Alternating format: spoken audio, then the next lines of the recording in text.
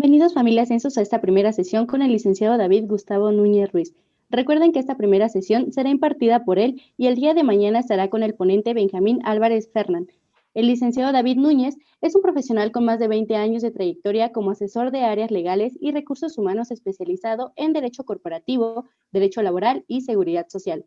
Cuenta con estudios de licenciatura en Derecho por la Universidad del Valle de México, posgrado de Derecho Laboral, especialidad en Derecho Corporativo y tiene una trayectoria profesional como representante del sector patronal ante la Junta Local de Conciliación y Arbitraje de la CDMX, responsable de las relaciones laborales en empresas de manufactura, subdirector de regulación migratoria en el Instituto Nacional de Migración, asociado a la firma Natividad Abogados. Maestro, le cedo la palabra. Buenas noches.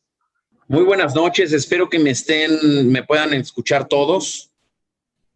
Gracias por estar a todos aquí. Pues hoy vamos a iniciar este tema que habla de los contratos individuales de trabajo. Vamos a ver de qué se tratan estos contratos individuales de trabajo y vamos a ver qué diferencias tienen con los contratos normales del derecho común. Esto es algo que necesitamos conocer todos los abogados que nos dedicamos a la materia laboral, porque indudablemente tiene sus grandes diferencias, incluso tiene algunas cuestiones específicas en donde vemos que la voluntad de la ley está por encima de la voluntad de las partes en algunos casos. Así que va a resultar, espero, muy interesante también para ustedes hablar de este tema. Y voy a empezar a compartir con ustedes esta presentación. Espero que me estén escuchando todos. Y por favor, si alguien necesita hacer una pregunta en el interrumpir, por favor, no duden en hacerlo y encender su micrófono. También les quiero preguntar si tienen idea en qué momento, porque no tengo esta información, en qué momento necesitamos hacer una pausa y de cuánto tiempo para poder compartirles esta información sin llegar a cansarlos, ¿no? Bueno, pues vamos a dar inicio a esto. ¿Cómo realizar los contratos laborales? ¿Por qué tenemos que poner atención en cómo realizarlos? Si ya somos abogados y sabemos, nos enseñaron en la Universidad del Derecho las obligaciones, nos enseñaron de qué se trata, cuáles son los elementos esenciales y de validez de los contratos en general. Bueno, pues porque los contratos laborales tienen ciertas particularidades. Es decir, los contratos laborales se tienen que realizar de cierta forma precisamente para que este contrato pueda proteger de manera efectiva a las partes. Entre otras cosas, vamos a ver los diferentes tipos de contratos laborales que existen y vamos a ver de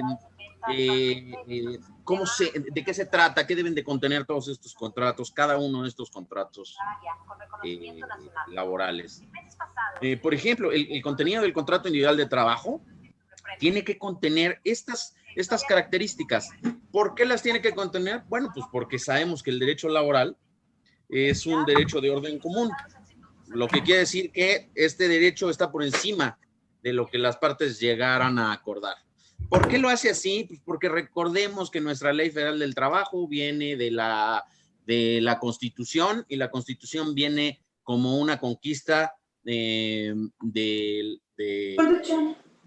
los trabajadores en épocas revolucionarias, donde los trabajadores eran trabajadores de campo que no sabían leer ni escribir, y entonces se decidió establecer en la Constitución un derecho laboral que estuviera incluso por encima de la voluntad de los trabajadores. Y le dio a esta Ley Federal del Trabajo todos los elementos para proteger al trabajador y que nunca más fuera engañado por ningún patrón. Obviamente nuestro derecho del trabajo ha evolucionado aquí en México y en todo el mundo. Los trabajadores ya saben leer y escribir en su mayoría, pero de todos modos, de cualquier forma, el derecho del trabajo sigue cuidando a este trabajador porque no sabemos qué grado de estudio tenga este trabajador, qué experiencia tenga este trabajador y qué nivel de conocimientos tenga, así que los sigue protegiendo y por lo menos dice el contrato individual de trabajo, debe de tener estas cualidades, estos elementos. Pero primero necesitamos saber pues, entre quién se firma un contrato de trabajo, ¿no? Es decir, tenemos que establecer una relación para realizar un contrato, para celebrar un contrato en cualquier rama del derecho, ¿no? Bueno, pues primero tenemos que saber qué es una relación de trabajo, cómo empieza, quién la inicia esta relación de trabajo, quiénes van a ser los sujetos obligados y cómo vamos a tener que saber de qué se trata esta relación de trabajo, ¿no? Bueno, lo primero es que la relación de trabajo es independientemente de cualquier acto que le dé origen, es decir, de la forma en la que se origina esta relación de trabajo. Hay relación de trabajo mientras haya un trabajo personal subordinado, es decir, alguien que esté prestando un servicio, se comprometa a prestar un servicio y lo realice, no basta con el compromiso a la realización. Y a cambio de eso, reciba un salario. La subordinación conlleva en sí obligaciones de trabajadores, es decir, conlleva la realización de un trabajo y la obligación de obediencia a un patrón, que es la otra parte, y ahorita lo vamos a ver.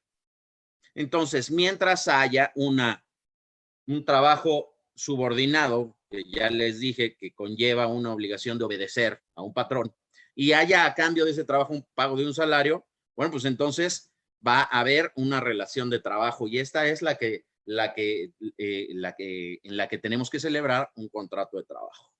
Pero les quisiera preguntar a ustedes, ¿qué se necesita para diferenciar una relación de trabajo personal subordinado a una relación de prestación de servicios profesionales, por ejemplo, ¿no? Porque igual, en una relación de servicios profesionales, como yo, que soy abogado, puedo también prestar un trabajo y a cambio me van a dar un pago. ¿En qué se diferencia con una relación de trabajo? No sé si nos está escuchando Marcela.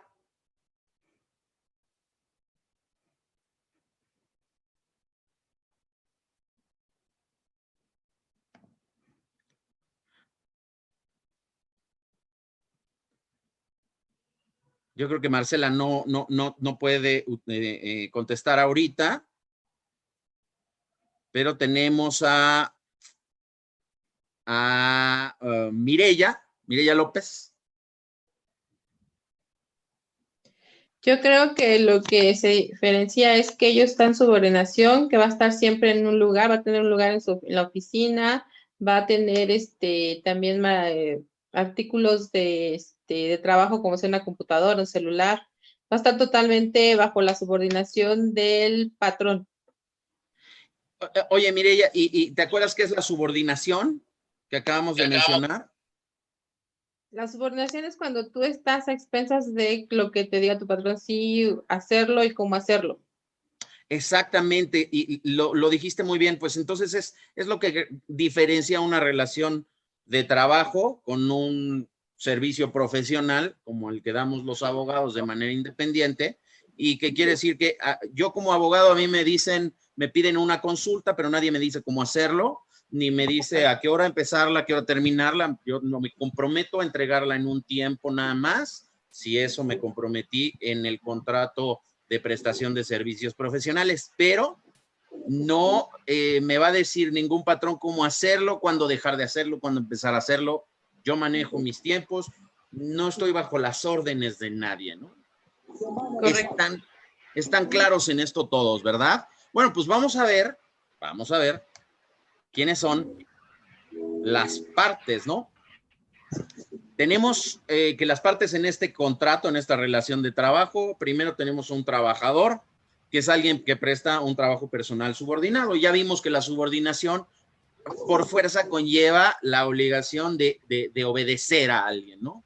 Esa es la subordinación. Entonces, alguien que se compromete a realizar un trabajo bajo las órdenes de alguien, bueno, pues tiene que formar parte del contrato de trabajo. Por otro lado, la otra parte tenemos al patrón, que es la persona física o moral que utiliza los servicios de este trabajador subordinado, o de uno o de varios, ¿no? También nos dice aquí qué es la empresa para la Ley Federal del Trabajo, que es una unidad económica de producción de bienes o servicios. Bueno, ya tenemos a las partes, ya tenemos ya entendemos quiénes son los que forman parte de esta relación laboral. Ya sabemos entre quiénes se va a celebrar este contrato de trabajo. Y bueno, ahora vamos a ver algo muy importante que tiene que ver con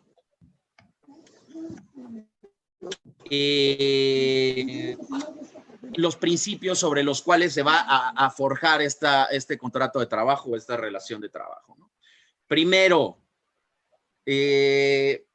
las normas de trabajo y todo lo que se estipule en este contrato de trabajo, en esta relación de trabajo, tiene que propiciar el trabajo digno o decente.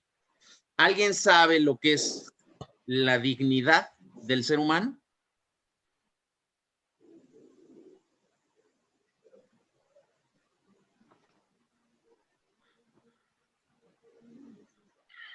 Vamos a ver. Luis Altamirano. ¿Estás por ahí?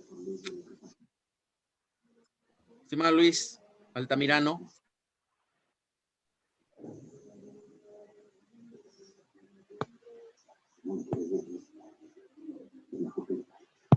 ¿Hay alguien que tiene su micrófono abierto que se llama Seiko? ¿O algo así? ¿O tiene un nombre Seiko?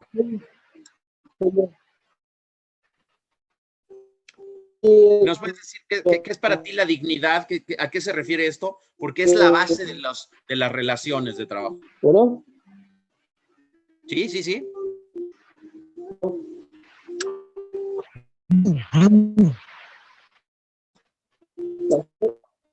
¿A mí qué, perdón? Bueno. Sí, te escuchamos. ¿Es para mí qué, perdón? ¿Dignidad o normas de...? ¿Perdón? ¿Te puedes alejar un poquito del micrófono? ¿Cuál es tu nombre, perdón? Roberto. Roberto, cuéntanos, para ti, ¿qué es la dignidad? ¿A qué se refiere esto de la dignidad? Que tiene que ser la base del contrato de la relación de trabajo. Bueno, yo entiendo que es como... ¿Cómo se puede decir? Como... es que la palabra... No, no tienes que dar una super definición, simplemente lo que es para ti, porque tú eres el que va a elaborar este contrato de trabajo, ¿no? Y tienes que basarte, es decir, cuando elabores un contrato de trabajo, en tu mente tiene que estar precisamente como objetivo propiciar este trabajo digno. Pues hacer las cosas bien, ¿no? O sea, que tú las realices de acuerdo a los lineamientos, ¿no? Ok. Sí, está bien. Tú hablaste utilizaste una palabra que es el bienestar, ¿no? Y el bienestar tiene que ver con la dignidad de las personas, obviamente, ¿no? La dignidad se refiere a este valor inherente al ser humano, nada más, ¿no? Por el simple hecho de serlo, no importa raza, no importa el color de la piel, no importa las capacidades que tengamos, simplemente es el valor que le debemos dar a todo ser humano por el simple hecho de ser. Lo cual nos lleva inmediatamente a las características de no discriminación. Este es otro de los factores en los que se debe de basar en la elaboración de un contrato de trabajo. Ahora, la cuestión es, ¿puedo decidir a quién contratar prefiriendo a una persona de un género o de otra o no. Es decir, puedo preferir contratar incluso desde mi propuesta de empleo, desde que lanzo al conocimiento de los demás, que tengo una posición para ser ocupada. Puedo decidir ahí, o puedo decir ahí que sea hombre o mujer, o esto se consideraría algo discriminatorio.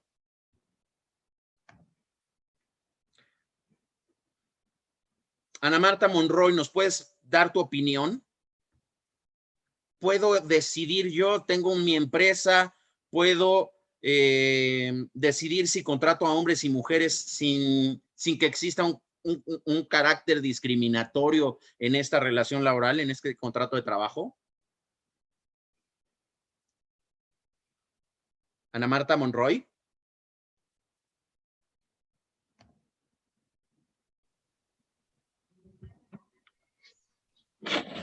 Está contestando por el chat, Lick. Ok. Déjenme leer. Dice, perdónenme. Sí puedo, dice, depende del puesto de trabajo, dado que existen en algún momento acciones que solo pueden hacer los hombres, son los menos, dice. Ok, dice que tiene mucho ruido. Muchas gracias por hacerlo, por contestar de cualquier forma.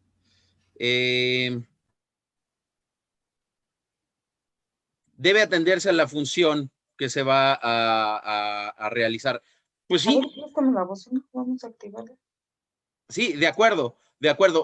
Eso es lo que nos permite precisamente distinguir entre géneros, distinguir incluso entre edades, distinguir incluso en capacidades, sin que nuestro contrato de trabajo, nuestra relación laboral, sea considerada como discriminatoria. Sin duda. Es decir, ¿qué se va a hacer en este contrato de trabajo? ¿No? ¿Alguien tiene una idea de por qué en algunos trabajos se pide, por ejemplo, una constancia o un certificado de no antecedentes penales? Antonio Aranda, ¿nos puedes decir, se vale que alguien pida un certificado de no antecedentes penales? No, podría ser, sin lugar a dudas, discriminatorio, dado que a no ser que en algún momento la misma función, a lo mejor para servidores públicos, pudiera en algún momento aplicar, pero serían, y es en específico en ciertos casos, en la gran mayoría, creo pensar, no sé, ustedes son los expertos, que no existiría en ningún momento esta parte. Un carácter discriminatorio en ello.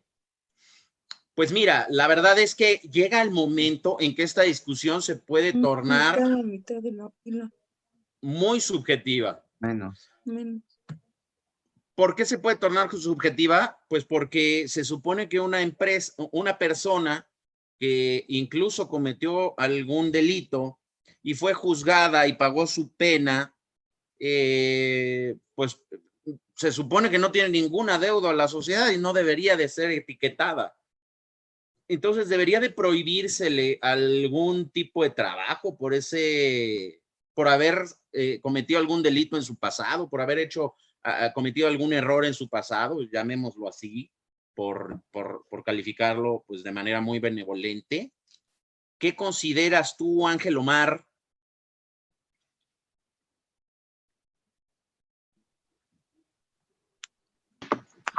Maestro, no escuché bien la pregunta. ¿Podría repetírmela, por favor? Por supuesto, Ángel. Estábamos hablando de la discriminación, que Ajá. tiene que ser base, la no discriminación base de nuestra relación de trabajo y obviamente de la elaboración de nuestros contratos de trabajo. Hay personas que cometieron algún delito. Okay. Y hablábamos hace unos segundos de que pues había justificación de solicitar esta acta o este certificado de no antecedentes penales para ocupar algún tipo de puesto y muy específicos, ¿no? Pero aquí les digo que se torna un poco subjetivo que me negaran el trabajo porque cometí algún delito, por ejemplo, y ya purgué una pena, ya salí yo de esta detención y pues sería pues, mi derecho realizar el trabajo que sea sin tener algún tipo de estigma. ¿Tú qué piensas? ¿Se justifica? Para mí, en una opinión muy personal, maestro y compañeros, soy de la idea de que me resultaría discriminatorio que por un hecho pasado, el cual ya quedó dado en una materia penal, se contraponga a la hora de que alguna persona acuda a pedir un empleo y sea un impedimento porque no tendrá nada que ver con sus capacidades, no tendría nada que ver con las habilidades que tenga para el puesto, sino es una cuestión del pasado que tendría que quedar enmendada en su momento. Iría de acuerdo si yo te dijera que tú eres el responsable de el próximo gobernador del estado de Veracruz, y tienes que designar a alguien en la Secretaría de Finanzas. Sabes que Vero Chávez es muy buena en finanzas, es la mejor persona que has conocido en finanzas, pero ya estuvo en la cárcel precisamente por un fraude, por delitos financieros. ¿La contratarías en tu gobierno del estado de Veracruz?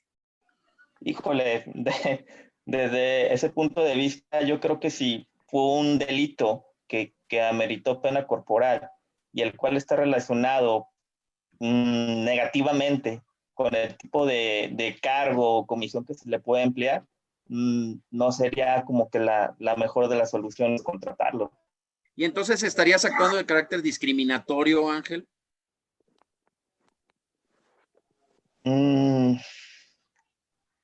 Yo creo que es una cuestión muy complicada. Pero... Totalmente de acuerdo, totalmente de acuerdo. No hay, me metí en y profundicé en este tema porque tenemos que considerar que hay cuestiones pues que van más allá de la objetividad, es decir, se pueden tornar subjetivas. Y entonces, para llevarlo al plano objetivo, lo que yo recomiendo en todos los casos es cómo le hacemos precisamente para no caer en contratos discriminatorios. Bueno, justificar cada una de los requisitos para la celebración de este contrato y para la selección de esta persona, justificarlos con las tareas que se van a realizar. Si no tengo una justificación para elegir o ser selectivo entre un hombre, una mujer, una persona con discapacidad y no, si no tengo una justificación, la regla general es no atender a ningún tipo de diferencia por género y por todos los demás que están apareciendo en su pantalla, ¿ok? Perfecto, maestro.